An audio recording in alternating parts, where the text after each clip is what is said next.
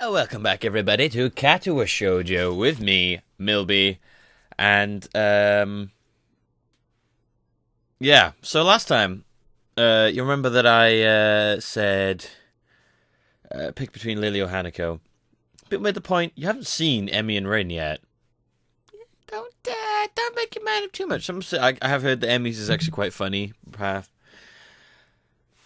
Here's the thing: if this stays as loved and popular as it does at the moment, then maybe I could just do like every path. I have nothing against that. It'd take me bloody ages, but there's always that. I could just do every path.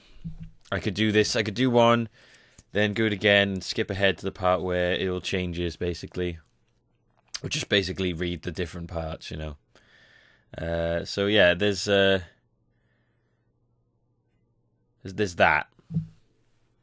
So there's that possibility. So, you know, basically what I do is I'd skip past all the text I'd already read, because you can have a skip thing to skip past bits you've already read, and then when it comes to like choices, I choose a different one and I'd read that, and you know, stuff like that. So there's always that. We don't know. So anyway. Let's continue where we were. We were in the hallway. We just left the classroom to go to somewhere with Lily and Hanako. I still haven't decided between these two if I want to do these two yet. But, you know, like I said, Emmy and Rin. Everyone said that they always get Emmy, though, so I kind of want to just try something different, but who knows. Lily walks beside the wall, letting her cane gently tap against it every now and then. Hanako comes along right beside her, so close that she is practically half hugging her as they go. Although it must make her walking that much harder, Lily takes it in stride. It's so like walking along or something.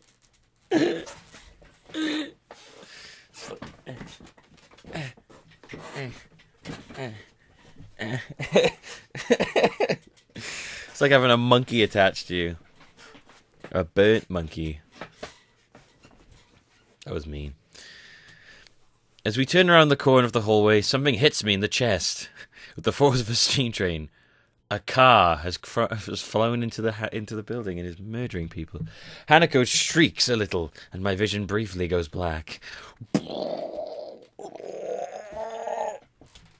It's the Juggernaut, it is. I'm the Juggernaut, bitch. Ah! Opening my eyes, I see a pair of saucer-like green eyes looking up at me. Oh, it's those running blades. Those things freak me out.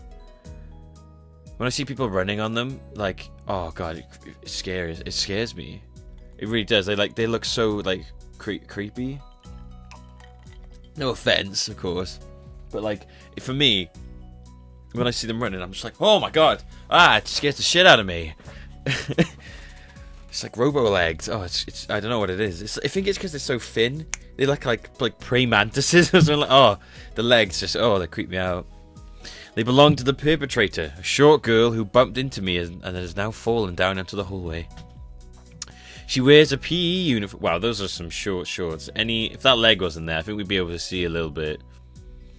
The former strikes me as a rather strange thing to have on during a lunch break. More striking than that, though, is that she doesn't have legs. Or does she? They are not flesh and bone. Her pale and very much flesh and bone thighs end in shins and feet made of some black metallic or plastic-like material. They look disturbingly artificial and unnatural. It almost makes me forget that my chest is hurting. The girl winces a little, rubs her nose, and jumps up.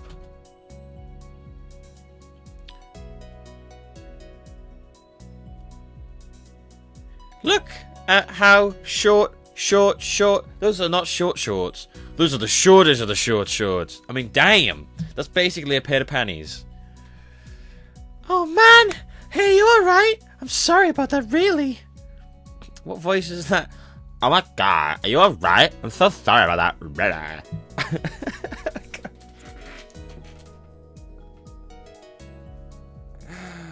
Oh, God.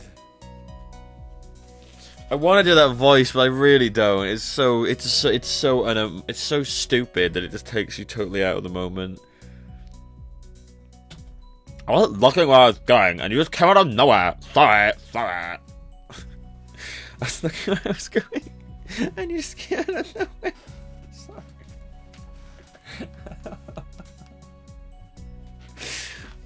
Part of me wants to do that voice.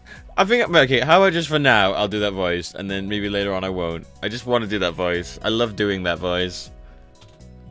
She's looking really apologetic, in the hurt and puppy way of looking apologetic. Pulling it off. I quickly forget about being angry or anything, since hurt puppies are my weak spot. I have a my weak spot is hurt puppy. Very specifically hurt cats. Pfft, screw them. Fuck them. Get out of here, hurt cats. Just drop kicking a hurt cat. Hurt puppies? Oh, come here. Come here, my weak spot. It opens me up. How weirdly specific. It's okay. Don't worry about... Oh!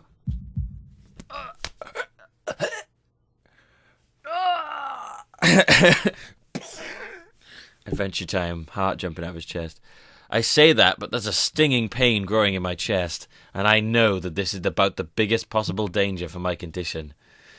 Having robo-leg girls bump into me. Don't overexert yourself. Don't forget your medication, and most of all, don't get hit in the chest. I try to rub my solar plexus. I love that word. Solar plexus. To chase the pain away. I'm not sure what that is. I think that's chest. Holding my breath in an attempt to hear my heartbeat.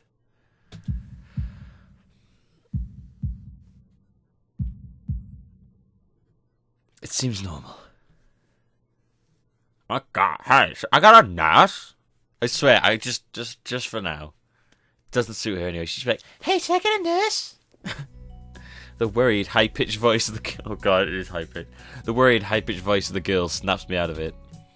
I stared at her for a few seconds, dumbfounded, until I realised that I probably looked worse off than I really was. Doubled over myself, looking all tense. Look at that! She almost has a camel toe going on. I'm flabbergasted. Is that a pea outfit anywhere in the world? Alright, we got the girls to wear panties, basically. Damn, and the guys can wear thongs. Damn, I'm overly worried about my heart. No need, I'm fine. Managing to say something in response, I pull myself upright, feeling my sore ribs one last time and take a deep breath. She just knocked the wind out of me, big time, but it's nothing more than that. Oh, double. Yes, You sure you're okay? I hit you pretty hard. Sure, okay. I hit you pretty hard. It's okay. I said it was fine. And nothing's broken. No harm done. That's good. So, what happened? She's not quite up to speed for obvious reasons, but she sounds very worried. More than what the situation deserves, really. Someone just bumped into me. Nothing serious. Just winded. I'm my fault. I was gonna get some stuff, and I was like, in a kind of a hurry. Oh God, it's so sorry, it's my fault. I was gonna get some stuff, and it's kind of a hurry. That looks like a sex face. This game, man. That's someone here, is Emmy? That's someone. Someone here is Emmy, isn't it? Little girl coughs quietly and shuffles her plastic or metallic feet, looking down at them before saying anything. Hi, Lily. Hi, Lily. Hello. Right, okay. Just for now. I guess the girls know each other. Do please try to be more careful. You might be sturdy enough to endure these sorts of accidents, but there are people who aren't. The girl blushes and starts to fidget nervously like a little child caught misbehaving. It's so cute, I find myself smiling. She seems a bit too young. Like, I feel like I would get done for something. I know that. I gotta go. Teacher had my hair. I forgot to help with pinouts. I went running instead. So I gotta go change everything. Oh my God. Before any of us can say a thing, Emmy has already bolted away, leaving the hallway eerily quiet. Does that kind of thing happen often around here? There are more rules in Yamuka than usual for running in corridors. But that really stops Emmy, it seems. She shakes her head weakly and offers a slight composed smile. I don't think there's anything we can do to stop her, I'm afraid. Shall we be off then? Lily heads off along the hallway and Hanako hurries after her. The route to the room of the two of us, the route to the room the two use for tea is fairly simple to retrace, being still fresh in my mind from yesterday. Lily and Hanako quickly go about the business of making lunch. Okay.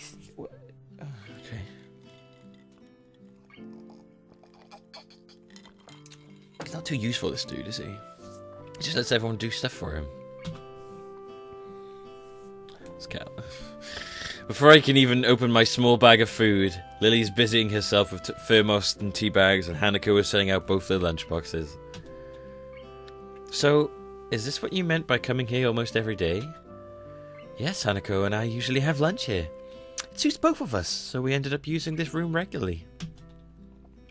After seeing Hanako's reaction to me over the past couple of days, I can understand why that is a boon. That, and Lily being able to get some quiet away from her class as well.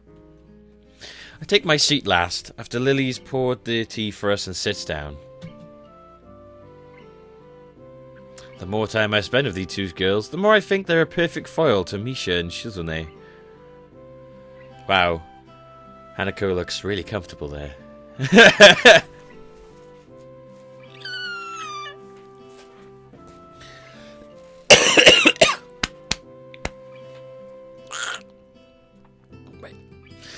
Cough there. The more time I spend with these two girls for Misha. Even without a voice, Shizune is directly and brash, and Misha seems to get along with everyone. On the other hand, Lily is soft-spoken and relaxed, while Hanako seems to be the shyest girl I've ever met. She would literally just fade out of existence. If this was Goosebumps, she'd be that person that disappears because no one pays attention to her. So how are you faring in Yamaku, Hisao? You seem a bit flustered before. Apart from getting lost every now and again and being crash-tackled outside my classroom. Fine, I guess. You look pretty hurt before. Are you really okay? For a brief moment, I considered telling Hanako and Lily about my condition, but then I hold it back. I can't tell why, but for some reason I feel uncomfortable talking about it to these relative strangers, even if they have been pretty friendly. Yeah, it's nothing. I was just a bit startled. Judging from the two girls' expression, I don't think they're buying it. But in what I assume is their way of respecting my privacy, they don't press the matter. I guess that is one of the unwritten rules around here. Don't ask. Don't ask. Don't tell. Don't ask. Don't tell. No, I don't know. Don't tell. Don't tell. I don't know. Don't ask. Did you just murder someone? Don't ask. Okay. Even if people's conditions are obvious, like Hanako's, there's still bound to be a story involved.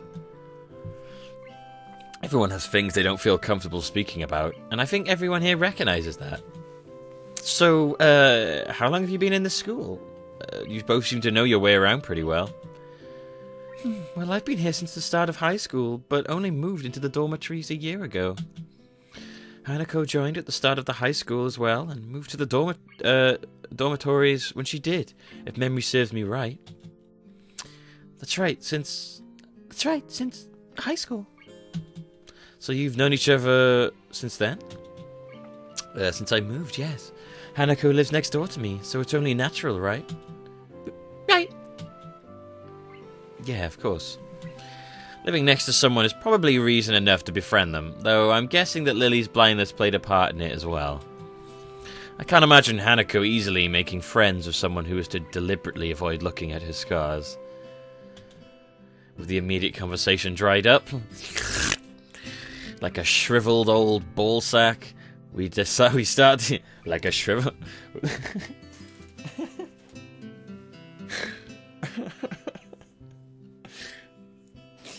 Like a shriveled old ball sack. I was going to have to keep it wet. With the immediate... Okay, they eat lunch. There you go. It isn't long before the bells are signaling the end of the break. Am I not just the worst? Am I just not the worst? Wasn't long before the bells are signaling the end of the break. Like me, the girls pack up their lunches and efficiently as they set them out. I guess I better be off. Are you going with Hisao, Hanako? Hanako looks up at me, and for a second, I can see as she is considering skipping class, maybe just to avoid walking to a classroom with me. Yes. It's just like, oh my god, this.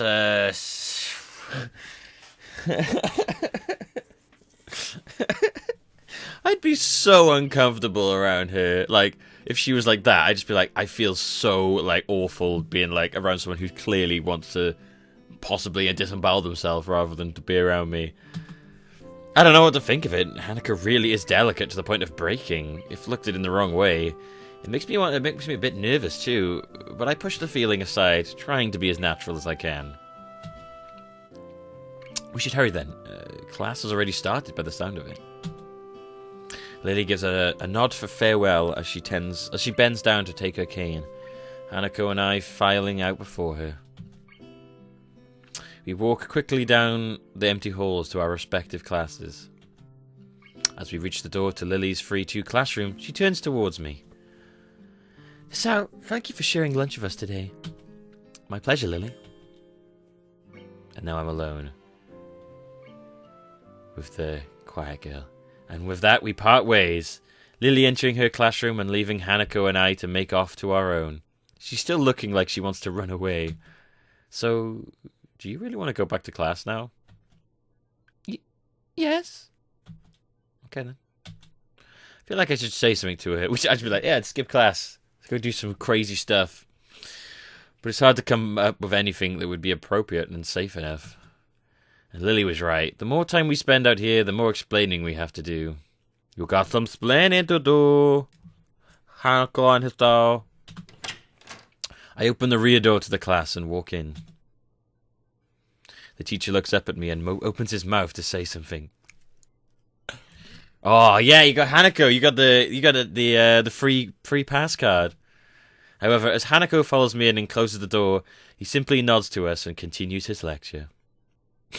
Yeah, baby, woo! I'm taking Hanako. She's free pass to skip class, man. I'm using her. Ah, woo! This is the 3rd time that Hanako has had her truancy practically ignored. There's definitely something going on here, and I plan to take full advantage of that. We make our way to our seats, and I notice that Misha and Shizune are both missing as well. Shizune. I wonder if that's some form of informal agreement of the staff, or if it's a perk afforded to unique students of this school. Trying to make as little disturbance as I can, I extract the relevant textbooks from my bag and start catching up. The class goes on quietly. The class falls deathly... the class falls deathly ill. Silent. The teacher seems like an okay person, despite the weird first impression I got. And the material is relatively interesting. However, the way he teaches is really bizarre. He's like, Marty! You've got to learn about maths! Marty! 1.31 gigawatts, Marty! Look over here, you can turn back in time! Marty, it's your son, Marty! Look at the English, science, chemistry! Ah! That's how I imagine he teaches. Like Doc Brown from Back to the Future. However, the way he teaches is really bizarre. It's if he's expecting that everyone is a natural genius. Look, parallel equations! When the final bell sounds, when the bell tolls, the demons will walk the earth. I realize that there is still a lot of time left in the day, and I'm left wondering what to do. Bank. It's all procrastinating.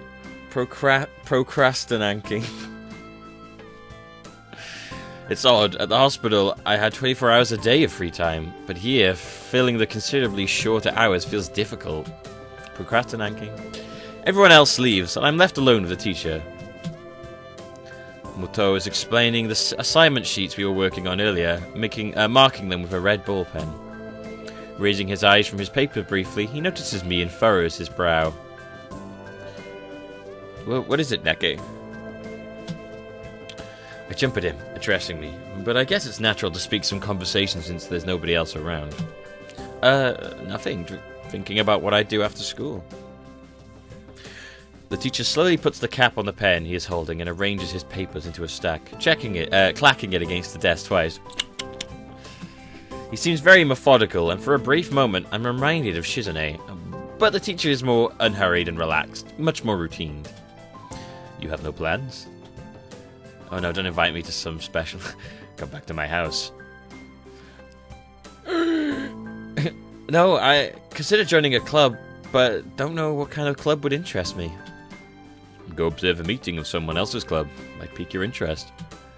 I guess. I don't know how to continue from there. Muto looks at me in a way that makes me quickly want to take the words back to avoid a conversation. But I can't, so I have to forge ahead. I just don't know how to deal with people. I mean, we have students. I'm talking to people and everything, so it's not that I'd be isolated or anything. I just don't know what to think about the disabilities. It's like, it feels that I'm being impolite if I pay attention to them, and it's weird to ignore them. That's a good point. That is a good point. That is sometimes how I feel. I tend to just carry on like there's nothing there. Unless it's obvious. Unless you have to pay. I don't know. I don't know. I guess just I wouldn't draw attention to it if they didn't want me to.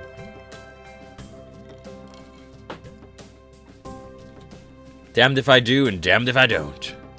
The teacher scratches his cheek absent-mindedly, looking very unresponsive. I wonder what I could have for breakfast. I wonder what I could have for tea. Did I take that washing out? Man, she has a short skirt. What? Sorry, what was that? These things are only an issue if you make them one. You can talk normally with someone even if they are blind or something. Try to look behind the superficial. There's not a single student here who isn't just a normal kid behind whatever they might seem at first glance. Good words, true words, man. He says the same thing as Yuko did. I know they're right, but it's hard. How can you not consider, for example, Shizune's deafness, when the only way to communicate with her is to talk through Misha? Or Hanako. It's not like you can ignore her face. What's wrong with her face? That's from Red Letter Media, that is. What's wrong with your face? What's wrong with your face? every time he says that, it makes me laugh. But I'm interrupted by a bomb. Body parts fly across the room. I'm interrupted by the door of the classroom suddenly slamming open. Oh god. Teacher! Mr. J! Misha crashes in, handing an enthusiastic greeting, her voice loud and lively, enough to wake the dead from their graves. Hey! Stop it. I'm trying to die here. She starts towards the teacher's desk with a bouncing step, hands energetically swinging with the rhythm. The rhythm of the beat. Mutao very visibly dismayed at the interruption, and Misha in general slumps in his chair. Oh, great. It's perky girl. Mikado. Misha stops in her tracks and looks around cluelessly, as if she's sensing from his tone that something's wrong, but has no idea that. What? Yeah? We have talked about volume control before. Yeah. Yes! But she doesn't lower her voice at all, and the teacher just rubs his eyes. Oh my god, Misha. Lost cause. So what is it? I need help! We're running out of supplies for the festival stands. This is a distress! She waves a pink slip of paper she's holding around. So, go get more supplies from the art room. What's the problem with that? Plywood? Plywood is the problem! Last time we wanted more and there was only a little, but that time we just took it all and went with that. Now there's none left there, so do you know where there is some? I don't understand. How would I know? She-chan, I mean, the president thought about the teacher would know if there's a plywood. Was she wrong? Mutao looks like he is in great pain. Frowning with his entire essence. That's a hell of an effort for a frown, that is. Your entire essence. Essence? Frowning with his entire essence, and Misha doesn't get it at all. Looking at the two of them communicate is terrible. Just looking at a man being tortured by drilling his skull open while blasting pop music at full volume at the same time. What? That's just horrible. What a horrible image. I'm afraid I have no idea if there's any plywood in the school, let alone where it would be if there was any. Oh, what should I do? Perhaps try to find Miss Nomiya. I'm quite sure she would know where to find everything you need. You have to pry them from his cold, dead hands. That's a different matter. What the hell? I don't have time. We're so busy. She holds her head with both of her hands, looking as despairing as is possible for a person like her. Without even noticing, she crumples the note she's holding against her hair. I shouldn't even be fetching these things. There's so much to do and we're falling behind schedule. Muto looks at her gravely and then suddenly smiles. Smiling doesn't really fit his face. I think it's better if he didn't. I wonder if you could get some temporary help. No! I know what you're doing. I know what you're doing. He switches to staring at me focusedly with a hard expression. It's trying to say, go make some friends. He's giving me the go make some friends look. Go make some friends. I guess I can give you a hand. You can? Oh, thanks, Chen. You're really nice. I'm just doing it because I want to see. I have an ulterior motive. She pauses, does a double take, and then points at me with her finger, yelling, "Ah!" Looking very puzzled. Come to think of it, what's Chan doing here? Class is over and you should be having fun! One part of me wants to go down Shizune's if it involves Misha a lot, because she's nuts. Like I said, I could do other choices if people enjoy it. I suppose I'm going to do that. I probably would have to do every day, but I don't know. We just had a little chat. Oh no, it's not attention, is it? Are you in trouble, Hichan? No, I'm not. Is Hichan in trouble, teacher? No, I just said I'm not. No, he's not. Muto sighs deeply, and I feel that I have to help Misha to get off the teacher's back. So, what do you need? Here's a list. I could try to find a plywood from somewhere if there's none in the art room. She offers me the note she's holding. I take it, hesitating a bit. I said I'd help you, but this has no implications on whether I'm joining the council or not. Oh. Still, thanks, Hichan. Try to be quick. We're in a store building streak now. We must hurry, hurry, hurry. She bounces out of the classroom, leaving me and the teacher looking at each other with something that feels like a silent agreement. My god, she is annoying. I would. They look at you. Yeah, I would. That's their silent agreement. Look at her leave.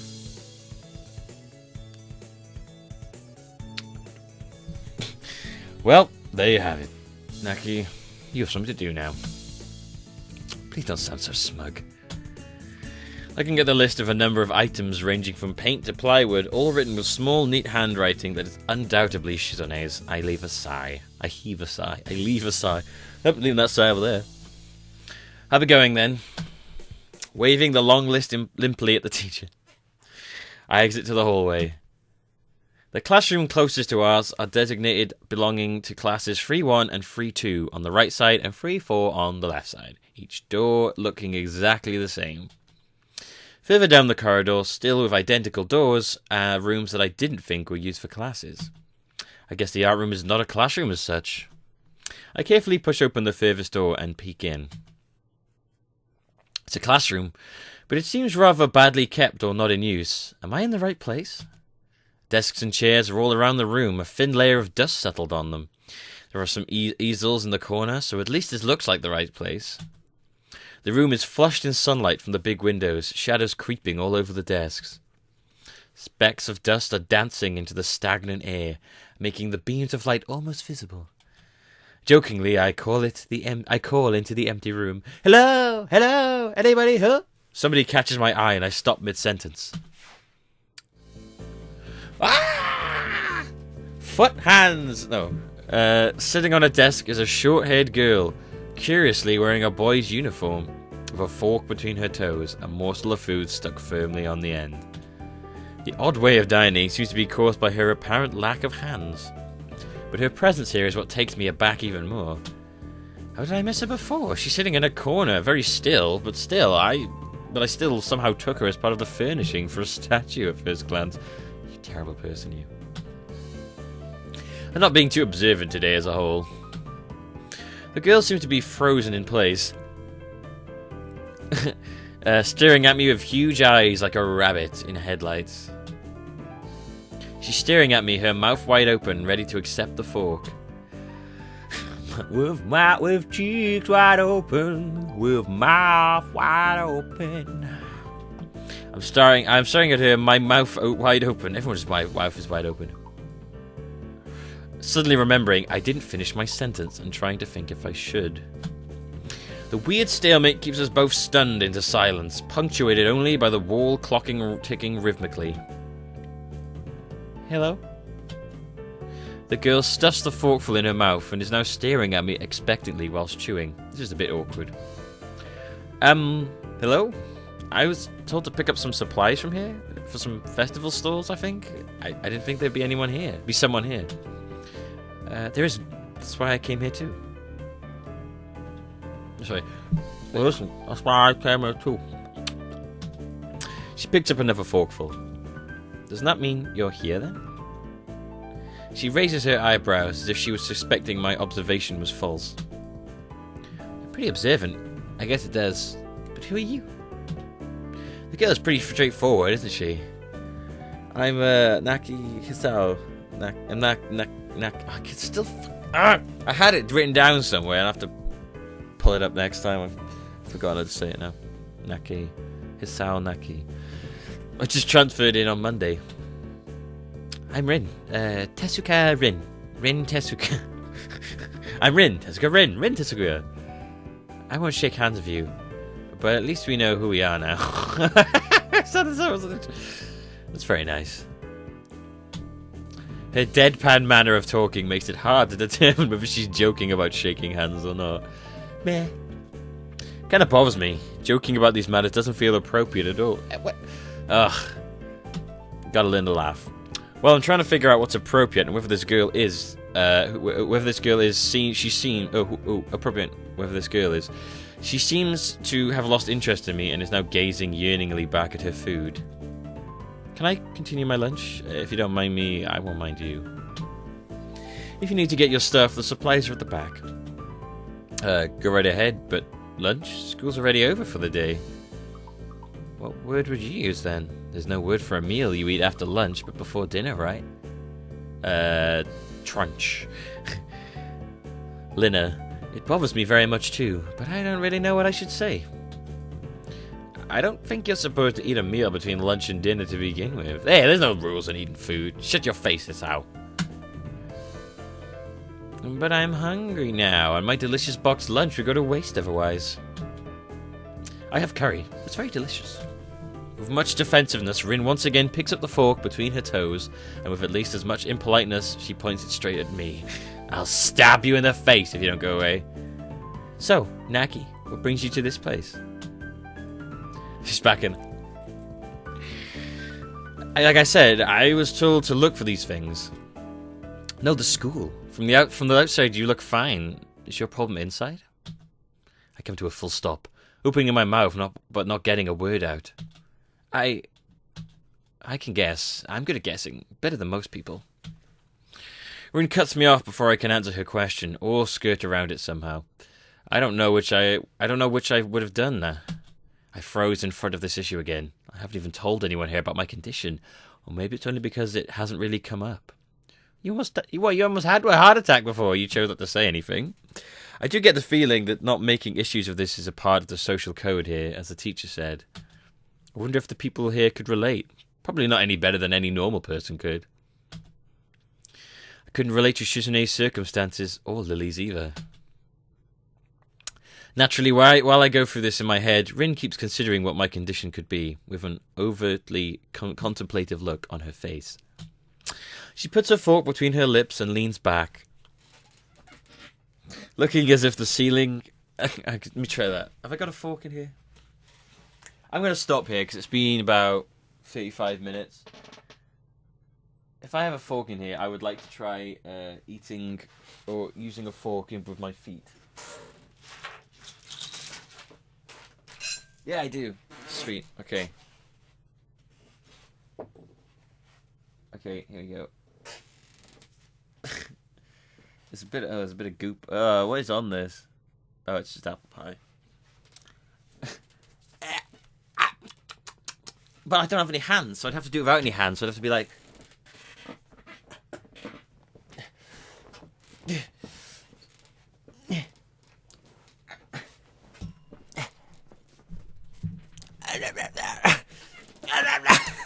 Doesn't work. I can't do it. I'm not flexible enough. Anyway, guys, with that, I'm going to leave you here with the fork in my feet. Thank you for watching, guys. I have been Millbee. This has been Katawa Shoujo. We've seen pretty much all of the people we can actually date now.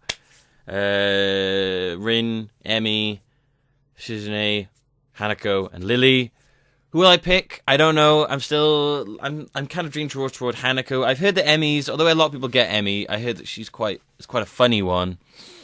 But like I said, I could always just do them all. So that is if the love of this stays up. Anyways, this has been quite a long one. I'm a go. Thank you for watching. Love, love, love. Mwah, mwah, mwah. Goodbye. Have fun. Bye. Woo!